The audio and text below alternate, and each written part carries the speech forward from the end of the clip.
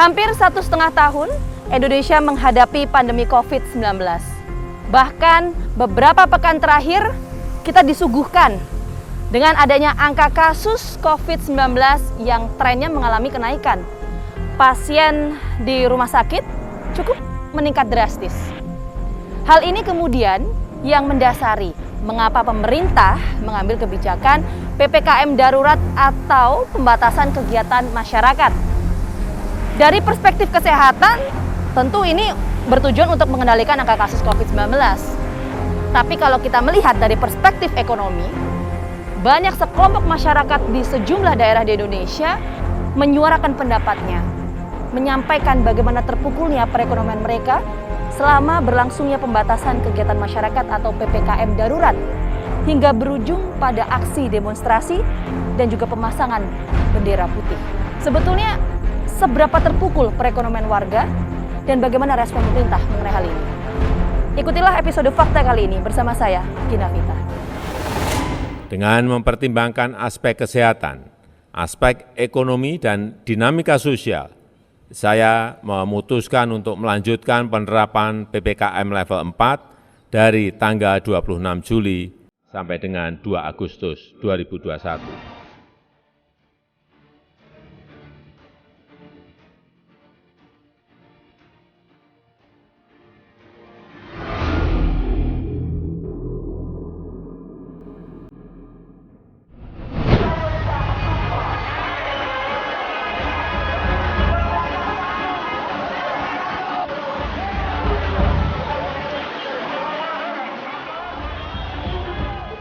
Pengumuman diperpanjangnya PPKM menuai protes dari sejumlah wilayah di tanah air. Jumat 23 Juli 2021, aksi menolak PPKM terjadi di Jakarta. Puluhan mahasiswa melakukan aksi demo di flyover Pasar Rebo, Jakarta Timur.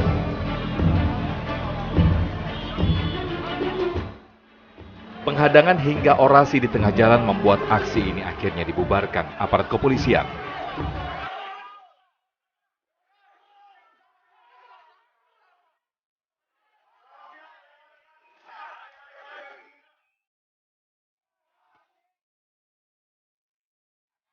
Rabu 21 Juli 2021, komunitas ojek online, mahasiswa, dan pemuda di kota Bandung melakukan aksi demonstrasi di depan kantor wali kota Bandung.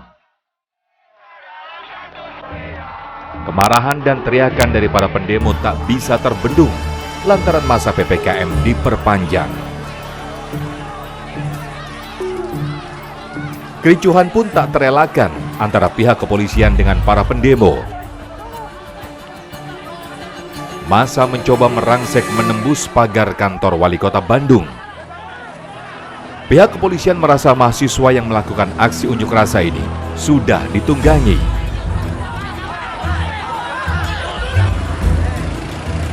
Kami membubarkan mereka agar kota Bandung bisa kondusif lagi dan jalan bisa dipakai oleh masyarakat umum. Dan dalam pelaksanaan kita melakukan pembubaran, ditemukan bom molotov yang dipersiapkan oleh kelompok mereka. Pada malam harinya, 150 orang diamankan pihak kepolisian. Ini di bawah umur gitu ya.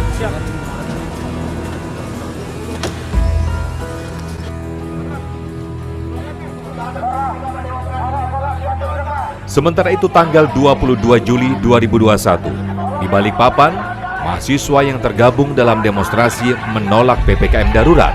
Protes para mahasiswa ini adalah soal penerapan PPKM level 4. Para mahasiswa menilai kebijakan itu merugikan masyarakat karena tidak dapat mencari rezeki.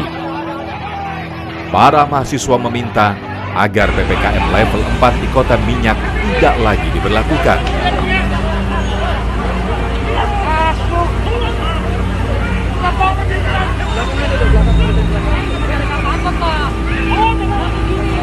Saya kemarin sempat mewawancarai sejumlah masyarakat. Mereka menyuarakan bahwa selama kegiatan pembatasan masyarakat ini terdampak cukup dalam mengenai perekonomian mereka. Ada yang mengatakan bahwa tidak menerima bantuan sosial, hingga pada akhirnya harus beralih profesi untuk memenuhi kebutuhan hidup sehari-hari. Bagaimana pemerintah merespon hal ini?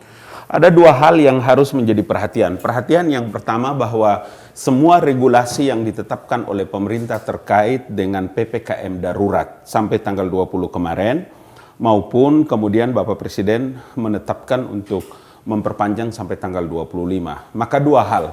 Hal yang pertama itu adalah alokasi anggaran pendapatan belanja negara untuk mempersiapkan terhadap masyarakat yang langsung berdampak terhadap PPKM darurat.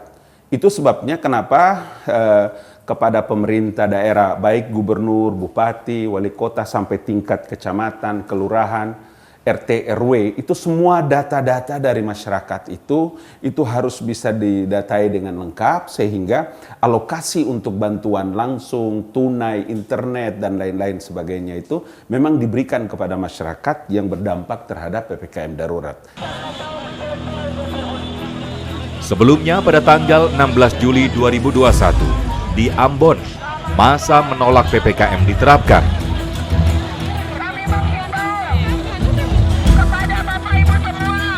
Aksi unjuk rasa menolak penerapan pemberlakuan pembatasan kegiatan masyarakat atau PPKM Mikro di Kota Ambon berujung bentrok antar mahasiswa dan polisi.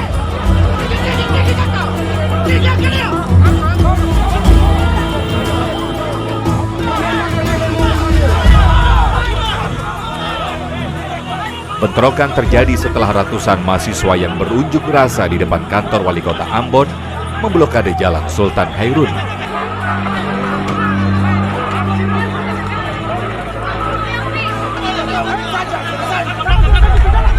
Dua 20 orang yang ikut dalam aksi ini diamankan pihak kepolisian.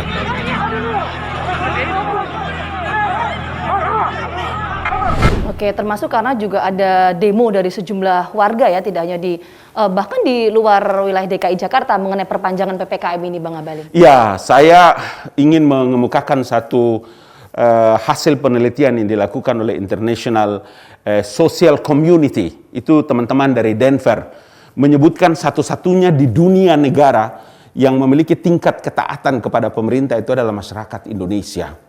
Dengan kesadaran, dengan contoh-contoh di negara-negara lain yang begitu dahsyatnya jatuh korban.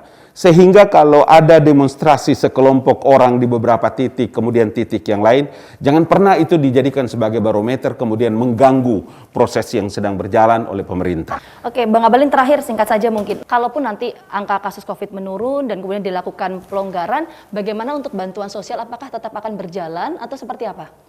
Oh, itu kalau kemarin kami dengar langsung dari Pak Luhut bahwa beliau kan sebagai koordinator, ini suka dan tidak suka setelah PPKM darurat kemudian diberlakukannya skema leveling ini kan juga bantuan itu masih tetap berjalan, dan itu menjadi jaminan bagi pemerintah karena alokasi anggaran pendapatan belanja negara itu memang secara khusus diberikan kepada masyarakat yang berdampak langsung terhadap COVID-19 dan varian baru ini. Oke, baik. Terima kasih tenaga ahli utama KSP Bang Ali Mohtar Ngabalin atas waktu untuk Terima kasih. Fakta TV. Dan kita juga. ketemukan fakta berikutnya.